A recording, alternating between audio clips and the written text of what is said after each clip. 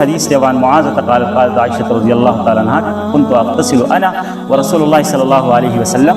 عائشة رضي الله عنها فرمایي چې ما به او نبی علیه السلام به غسل کولو په یو ځای باندې من اناء واحد د یو لوښي نه بیني و بینه چې د ما او د هغې په منځ کې به پروت و. فیبادرني نبی علیه السلام به زما نه مخکې اوبه به یې راغستې. نو فقلت حتی اقول ما به ورته وي دعلي دعلي ما لته هم لږې اوبه پرېږده که نه ما لته هم لږې اوبه پرېږده.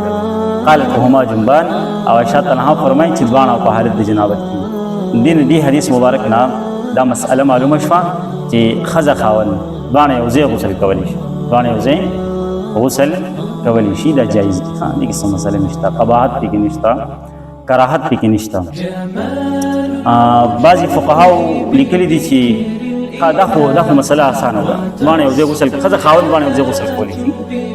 او که بالفرض یو بالټی دی په باتروم کې پروت دی او پای کې اوبه دي، د هغې نه اول سړي غسل وکړو او دی بیا راووتو، بیا ورپسې ښځه ورغله هغې د هغې بالټي نه غسل کوي، نو دا هم جایز دي بالاتفاق، په دې کې د چا اختلاف نشته. خو که بالفرض اول ښځې غسل وکړو، اول ښځې غسل بالټي نه بیا سړی غسل کوي، نو بعضې فقها وایي چې دا مکروه دي، داسې دي مکروه دي. جمهور فقها وایي چې نه په دې کې څه کراهت نشته. صحیح ده. هغې دا وایي چې ګوره بعضې روایاتو کې داسې راغلي چې کوم بالټي نه ښځه غسل وکړي د هغې نه سړي دپاره غسل کول نه دي پکار. بعضې روایاتو کې داسې راغلي، نو دا فقها وایي چې ګوره دا د هغه چا لپاره حکم دی چې کله ښځه اجنبي وي، ښځه څه وي اجنبي وي. لکه مثال په طور پردۍ ښځه وي، پردۍ ښځه ستا د مخې باتروم ته لاړه نو او تا ولیده چې دا ورغله او هغې هلته غسل وکړو، بالټي کې اوبه پاتې شي او بیا ورپسې ته ورغلې، هغه ستا لپاره اجنبي ده، یعنې محرم نه ده، غیر محرم ده او نه دې خپله ښځه ده.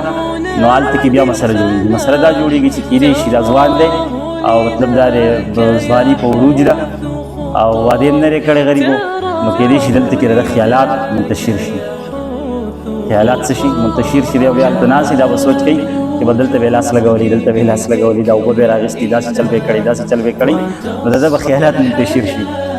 نبي علیه السلام خو د دې خبرو هم خیال ساتلی دی.